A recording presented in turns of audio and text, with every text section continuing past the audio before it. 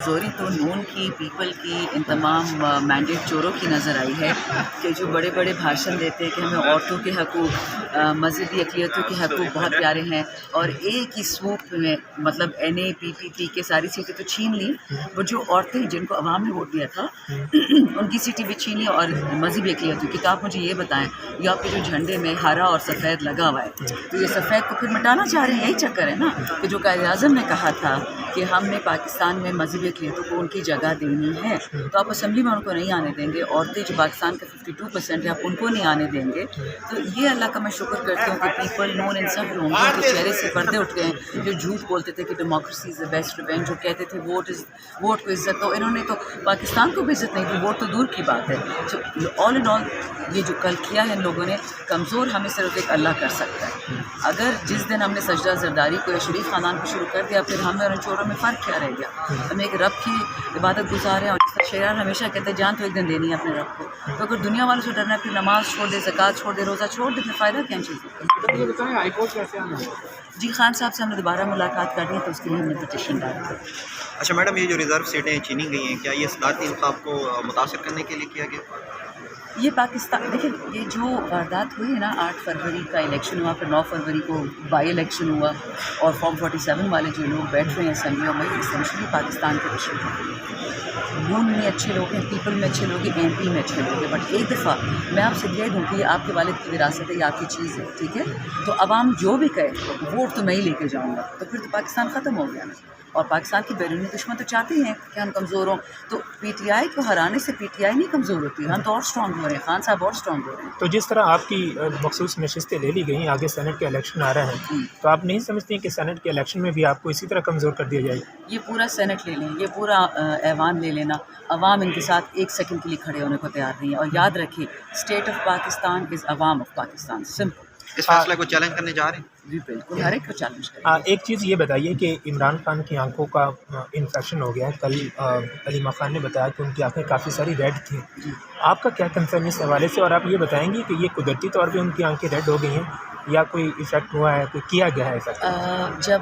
ہم بہت بڑا گروپ گیا تھا ان سے ملنے کے لیے، تو جب ہم گئے اور میں بلکہ آخر میں گئی تھی، تو خان صاحب کی آنکھیں ذرا لگ رہی تھیں دکھی سی، مطلب تکلیف والی، مجھے سوری اردو پراپر نہیں آتی کہ اردو میں اس کو کیا کہیں گے،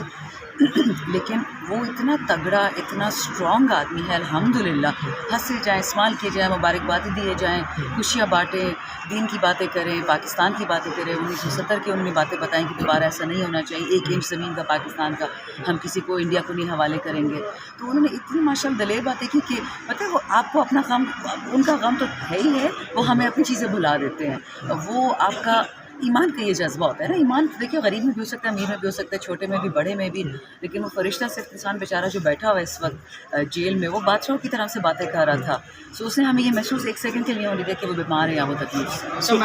دیکھیے پاکستان میں یا کسی دنیا کے ملک میں کسی بھی خاتون کے ساتھ بدتمیزی ہو،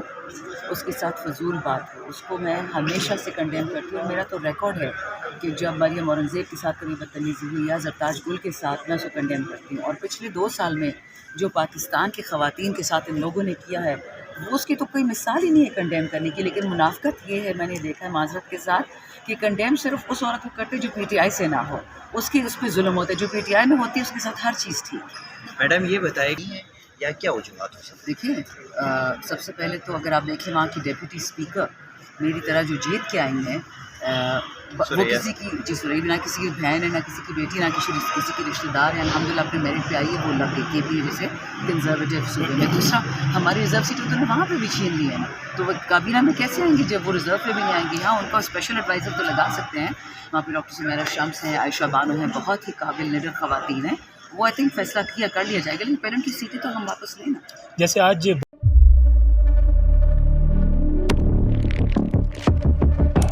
قدرت کی تخلیق میں کوئی کمی نہیں، بس دیکھنے والی نظر چاہیے۔ قدرت کے بنائے اس نظام میں کون ہے فسادی اور کون کر رہا ہے حق کی منادی؟ Absolutely not. قدرت کی سب پر نظر ہے، مظلوم کی آہ ہو یا ظالم پہ پرواہ، قدرت کی نظر سے اوجھل نہیں۔ कुदरत का ऐसा ही एक शाहकार है जो नजर भी रखता है और पल पल की खबर भी। बराह रास्त जलसे हो या रखनी हो पाकिस्तान समेत दुनिया भर की खबरों पर नजर, तो अभी सब्सक्राइब करें YouTube पर डेली कुदरत को या फिर फॉलो करें सोशल मीडिया पर डेली कुदरत को और रहें हर लम्हा बाखबर। कुदरत हर वक्त बर वक्त।